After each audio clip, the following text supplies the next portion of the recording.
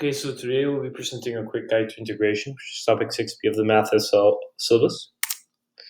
Firstly, let's start with the fundamentals of integration. Principles to practice. Integration is the opposite operation of differentiation. When one integrates any function, little f of x, we're undoing the operation of the derivative. We're aiming to find the original function, big F of x plus c. Thus, the process of integration is known as anti-differentiation. Anti-differentiation is also known as indefinite integration. We denote the definite integral with the symbol of the integral of little f of x dx. Let's define our terms and what we mean by definite integration. When we have a function little f of x and we proceed to find the integral of little f of x dx, the integral of that would be big F of x plus c, where y, the original function, equals big F of x plus c, and then dy dx will equal little f of x. When we perform indefinite integration, we always add the constant of integration c. This constant yields a family of functions. These are the fundamental rules of integration. The first rule is a power rule, where we have a quantity raised to exponent. The integral of that would be the quantity raised to the exponent plus 1 over the exponent plus 1 plus c. The second rule is where we have a quantity in the form of 1 over x dx. The integral of that will be ln x plus c. The integral of sine x dx is equal to negative cosine x plus c. We can see it's the inverse of the derivative because the derivative of sine is positive cosine. The integral of cosine x dx is equal to sine x plus c. The integral of e to the x differential x is equal to e to the x plus c. The integral of tangent x differential x is equal to negative ln absolute value of cosine x plus c. Also, you should know that when we are evaluating an integral in the form of summation of terms or functions, the integral of that would be integral of each individual term and respective function, as shown here. It would be the integral of f sub 1 x dx with the integral of f sub 2 x dx and so forth. Also, the last rule is the constant rule. It is a case where we have a constant that is multiplying the function that is going to be integrated. In this case, we can simply take k outside of the integral and proceed to integrate little f of x dx. In this case, k is a constant, obviously.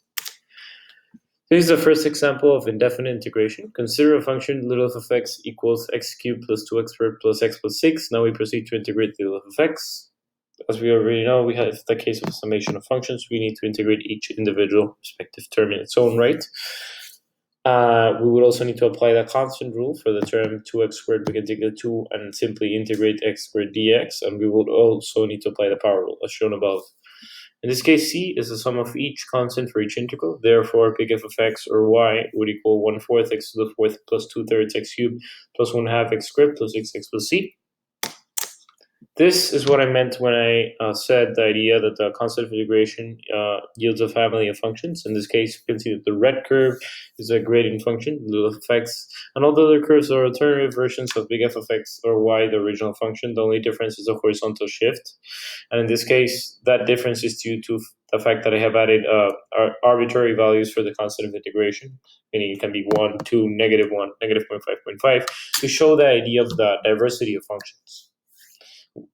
Obviously in regard to the constant of integration. Indefinite integration of fractional terms. In this example, where little f of x equals dy dx and dy dx equals 4 over x squared, thus find big F of x, we would simply set up our integral. We would need to use two properties, the power rule and the constant rule. In this case, big F of x or y would equal negative 4x to the negative 1 plus c. Now, we're going to evaluate the indefinite integration of exponential and logarithmic integrals. In this case, dy dx equals little f of x, and dy dx equals 1 over 3x, thus find big F of x. We would simply need to set up our integral first and apply two rules of integration, the second rule of integration and the constant rule. Since 1/3 is multiplying 1 over x, we can simply take 1/3 outside of the integral and evaluate 1 over x dx in its own right.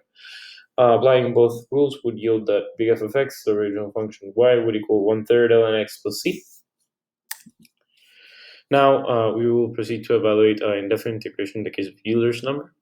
Given dy dx equals little f of x and dy dx equals e to the 3x, thus find big F of x. To integrate e to the 3x, we need to know that property, which will be explained on part 2.